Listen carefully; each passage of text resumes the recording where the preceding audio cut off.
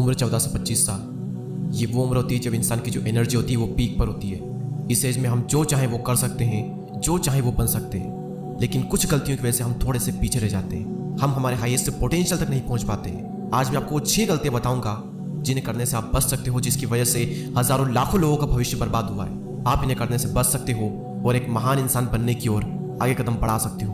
पहली गलती, not following your dreams.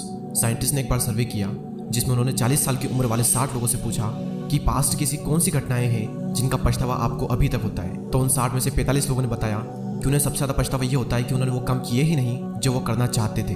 उन्हें उन कामों का पछतावा नहीं है जो कि उन्होंने गलत किए, उन्हें उन कामों का पछतावा है जो कि उन्होंने कभी किए ही नहीं। आपने वो कहानी तो सुनी होगी जहाँ पर 2 भाई होते हैं, एक 5 साल का और एक 12 साल का। दोनों खेलते खेलते एक बार जंगल में चले जाते हैं और जो बड़ा वाला भाई होता है वो गलती से कुएं में गिर जाता है और गिरने के बाद वो अंदर चिल्लाने लगता है क्योंकि उसे तैरना नहीं आता। तो छोटा भाई जो होता है वो ऊपर मदद के लिए खूब चिल्लाता है, लेकिन दूर दूर तक वहाँ पर कोई भी इंसान नहीं था। तो ऐसे में उसे सिर्फ एक ही उपाय दिख रहा था। उसने रस्सी से बंधी हुई बाल्टी को कुएं में फेंक दिया और अपने भाई को कहा कि इसे पकड़ लो। और उस 12 साल वाले बच्चे ने बाल्टी को पकड़ लिया और 5 साल वाले बच्चे ने अपना खूब जोर लगाया और फाइनली उस 12 साल वाले बच्चे को, अपने बड़े भाई को, कुएं से बाहर निकाल लिया। और जब वो दोनों गांव गए और ये सब घर वालों को बताया तो वहाँ पर किसी ने भी उनकी बात का यकीन ही नहीं किया, क्योंकि एक 5 साल का बच्चा 12 साल के बच्चे को कैसे खींच सकता है। लेकिन उस गांव का जो सबसे समझदार आदमी था वो उनकी बात को मान लेता है। सभी लोग उस समझदार व्यक्ति से पूछते हैं कि आखिर उस बच्चे में इतनी शक्ति आई कहाँ से। तब वो बताता है कि बच्चा ऐसा सिर्फ इसलिए कर पाया क्योंकि वहाँ पर दूर दूर तक कोई नहीं था उस बच्चे को ये कहने वाला कि तू ये नहीं कर सकता। और यहाँ तक कि वो खुद भी नहीं था क्योंकि उसे अपने भाई को बचाना था। आपको अपने आप से एक सवाल करना है कि अगर उस बच्चे की तरह दूर दूर तक कोई भी मुझे जज करने वाला नहीं हो तो मैं क्या कर सकता था। अगर आज की डेट में मुझे कोई भी जज नहीं कर रहा है तो वो क्या क्या काम है जो कि मैं कर सकता हूँ, जो कि मैं नहीं कर रहा हूँ सिर्फ इसलिए क्योंकि लोग जज करेंगे। तो इसका जो भी आंसर आपको मिलता है तो उसे तुरंत आज की आज ही स्टार्ट कर दें, क्योंकि अगर आपने नहीं किया तो आने वाले टाइम में आपको बहुत पछतावा होगा कि काश मैं कर लेता तो आज ये दिन ना देखना पड़ता। उसका पछतावा जो है ना वो नहीं होना चाहिए, क्योंकि समय फिर से कभी नहीं आएगा। और हजारों लाखों लोग ये गलती करते हैं, अपने ड्रीम्स को फॉलो ही नहीं करते हैं सिर्फ इसलिए क्योंकि उन्हें जज करने वाले बहुत होते हैं। इस गलती को करने से बचें और अपने सपने पर आज ही काम करें। Number 2, standing up against bullies.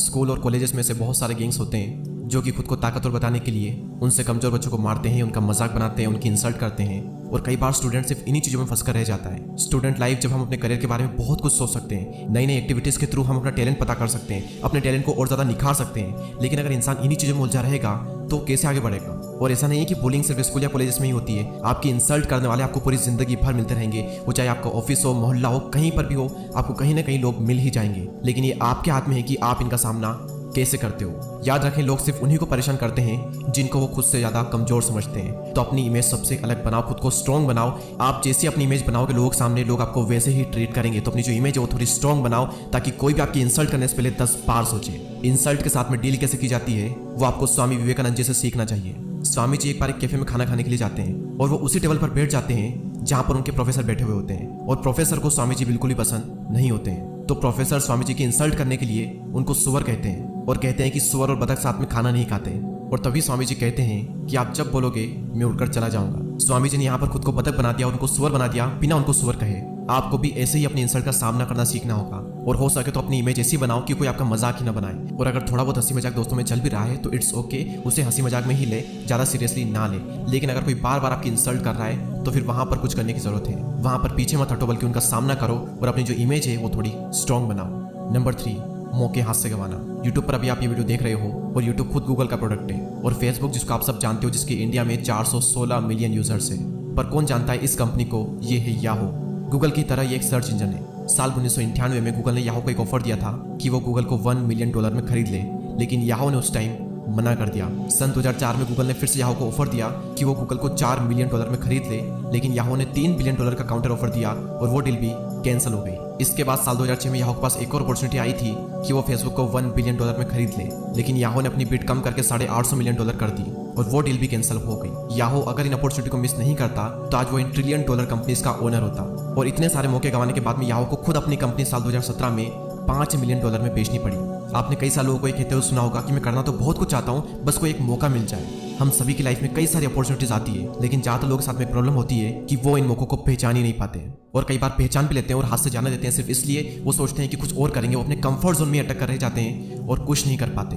और जो इंसान आज की डेट में ये कह रहा है कि मेरे पास अपॉर्चुनिटीज नहीं है, तो उसे जिंदगी में कितने ही मौके मिल जाए वो हमेशा यही कहेगा, क्योंकि जितनी अपॉर्चुनिटीज हमारी जनरेशन के पास में है उतनी शायद ही किसी जनरेशन में रही होगी। हम घर बैठे ऑनलाइन अपना बिजनेस खोल सकते हैं, अपना यूट्यूब चैनल स्टार्ट कर सकते हैं, फ्रीलांसिंग वर्क करके काफी अच्छा अर्न कर सकते हैं। मैं आपको मेरा एग्जांपल देता हूँ। जब मैं 11th क्लास में था तब मुझे यूट्यूब एक बहुत ही बड़ी अपॉर्चुनिटी दिख रही थी और मैंने तुरंत इस अपॉर्चुनिटी का फायदा उठा लिया और आज रिजल्ट आप देख सकते हो। तो अगर आपको भी मेरी तरह कोई अपॉर्चुनिटी दिखती है तो उसे हाथ से जाने मत दो, बल्कि उसका फायदा उठाओ, क्योंकि आपको नहीं पता कि कौन सा मौका आपकी जिंदगी बदल सकता है। Number 4, wasting your prime years. आप एक बार इस विजुअल को देखिए।